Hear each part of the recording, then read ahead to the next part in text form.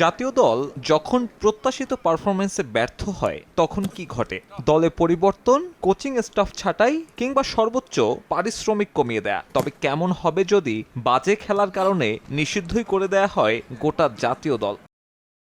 অদ্ভুত শোনালেও এমনটাই ঘটেছে আফ্রিকা মহাদেশের গ্যাবনে। আফকনের গ্রুপ পর্ব থেকে বাদ আর হতাশার পারফরমেন্সে তাৎক্ষণিক প্রতিক্রিয়ায় নিষিদ্ধ করে দেয়া হলো গোটা গ্যাবন জাতীয় ফুটবল দলকে। বুধবার মধ্যরাতে গ্যাবনের রাষ্ট্রীয় টেলিভিশনে এমন ঘোষণা দেন দেশটার ভারপ্রাপ্ত ক্রীড়ামন্ত্রী। আজীবনের নিষেধাজ্ঞা পেয়েছেন বরুশিয়া ডর্টমুন্ডের সাবেক তারকা Pierre Emerick Aubameyang. Africa Cup of নেশনসে দলের লজ্জাজনক পারফরমেন্সের কারণে এই সরকার সিদ্ধান্ত নিয়েছে যে বর্তমান কোচিং স্টাফ বিলুপ্ত করার পাশাপাশি পুরো জাতীয় দল পরবর্তী নির্দেশনা না দেয়া পর্যন্ত নিষিদ্ধ থাকবে। সেই সাথে ব্রুনো অ্যাকুয়েলে আর পিয়েরে এমেরিক অবামেয়াংকে চিরতরে জাতীয় দলের বাইরে রাখা হবে।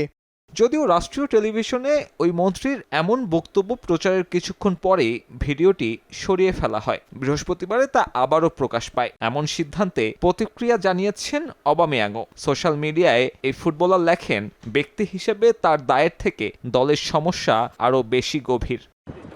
আফকনের শেষ ম্যাচে অবশ্য খেলেননি অবামেয়াং। সেই সাথে ছিলেন না নিষিদ্ধ হওয়া আরেক ডিফেন্ডার একুয়েলো। তারপরেও র্যাঙ্কিংয়ের 102 নম্বরে থাকা মোজাম্বিকের কাছে 3-2 ব্যবধানে হারে গ্যাবন।